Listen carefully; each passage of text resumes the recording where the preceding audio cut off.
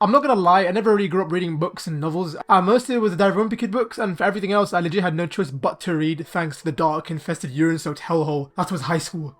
We object to the term urine-soaked hellhole when you could have said pee-pee-soaked heckhole. Cheerfully withdrawn. Yeah, school really put me off from reading books. You know how to read? Yes, I do know how to read. Name 10 books. But that all changed very recently where I stumbled upon an author with a very particular set of skills, with his name being Brandon Sanderson. With already having a giant passion for the fantasy genre within the worlds of anime and video games, such as One Piece and Final Fantasy, novels on the other hand were an uncharted land for me, and so the book that acted as the key to opening the gates of my love of reading was the fantasy series Mistborn. Mistborn is a fantasy story set in the world of Scadrial, a dystopian-like land with spewing ash and smoke, a land where ash is constantly falling the way snow does in our winter period, but 24/7 for them. And because of all that ash, the sun is turned crimson red, glazing the world by day, and yet when it goes down, the mysterious mist appears and covers the place by night. Green grass, flowers, trees, and other aspects of nature are merely just myths in this world. Yeah, we also have colossal sprawling cities, cramped with hundreds of thousands of people within them. Luthadel, the capital city you could say of the story, filled with many amazingly described keeps, castles where giant parties and balls are thrown by the nobility of the city. Credit Shore, a palace placed on a hill, surrounded by thousands of spires, clearly looking like the biggest sign where a boss fight is going to take place. And to even some of the smaller locations, the city is filled with thousands of mills, shops, factories, hideouts, roads, alleyways,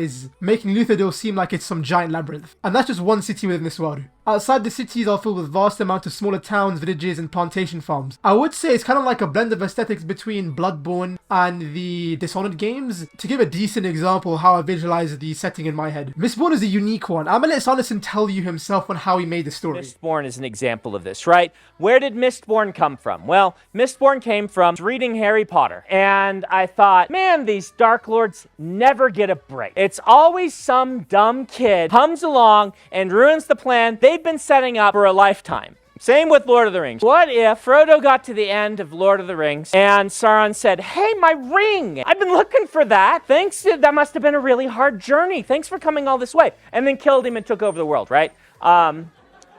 Yeah, you heard that. The Final Empire is well controlled by the Lord Ruler, a powerful and brutal being who has lived for over 1,000 years. He's thought to be an immortal and is worshipped as a god. Beneath him are his Seal Inquisitors, his royal guard of elite soldiers, you could say. And you don't want to mess with them, legit. They are scary. They will have you shook. They're so messed up they legit have spikes through their eyes, yet they're somehow super strong and indestructible. The goal of this tale is to pretty much take all of these guys out and overthrow the Empire. A fantasy heist. We follow Vin, a street urchin teenage girl who grew up as a child scavenging the streets of Luthadel. Following her on this quest is Kelsiar, who are very similar in this story as they are both Mistborn. Now this is our introduction to the magic system of this world. What is a Mistborn? In this story, depending on a person's lineage, whether that be the people of Scar, being the slaves, the regular working class and poor folk, or by the high nobility, you inherit something called allomancy. Only nobles are the ones to be given this trait and not the people of Scar. It's mainly because way back in the day when the Lord Ruler finally got into power, he pretty much gave his powers to the people who were close to him, and then therefore, as the tree and descendants passed down, they became nobles, and that's how the trait was pretty much passed on. However, we do get a lot of instances where nobles do sleep with Scar and pass on that gene. It's very taboo in this world, but it does happen. Allomancy is where you digest certain metals, whether that be from tin, or copper, or steel, and so on. Once burned within you and activated, it gives you a specific supernatural ability that you can do. These can range from enhanced senses for your surroundings, tin for example, to manipulating metals, pushing against them to pretty much make you do super jumps and firing metallic objects, like bullets. There's a full table of different metals within the story, covering them individually would take forever to do. It's way more fun to discover and figure out all the metals and their abilities when you're reading it on your own. You're going to have a lot of fun with the powers, most definitely. Those who can burn one metal only are called Mistings, while those who can burn all metals are called Mistborn, who are extremely far and few between within the story. They're pretty much one-man garrisons. The closest comparison I can think of what a Mistborn is like is similar to the way an avatar is within the world of bending, how an avatar can pretty much master and manipulate all elements, similar to Mistborns how they can pretty much manipulate all metals. Sanderson is a mastermind at forging really cool and intricate power systems, and further down the story, the power system even develops and grows in parallel to the narrative. If you're a fan of other hard power systems, like the likes of Nen in Hunter x Hunter, Alchemy from Fullmetal Alchemist, or even bending from Avatar, Mistborn is what you're looking for. Following back to the narrative, the goal is pretty much to take out this one bad guy. That's all it is. It's a heist. It's a fantasy heist. So we have Kelsiar, our experienced figurehead, leading the mission, aiming to gather a group of other Allomancers, Mistings and Mistborns alike, using their skills and resources to collectively take down the unbeatable Final Empire and to end a millennia of rule. Vin is our POV through this series, and by far the most unexperienced and untrained out of all the cast, making it an easy place for the reader to place themselves within the story. Vin is a very guarded character with major trust issues due to her upbringing in Luthador, and once she bumps into Kelsier, we get this really cool student and teacher dynamic, a story trope that is one of my favourites of all time. And as the story progresses, Vin has to learn to open up her trust to others while learning her skills as a Mistborn. With Kelsey already being a kick-ass killing machine, he has to learn to suppress his hatred for the nobility. Of course, we have the rest of the crew from Breeze, Doxin, Sazed, Clubs, Tenzun, and many, many more. And honestly, by the end of this book, they all feel like a found family. Again, another favourite tropes of mine in storytelling.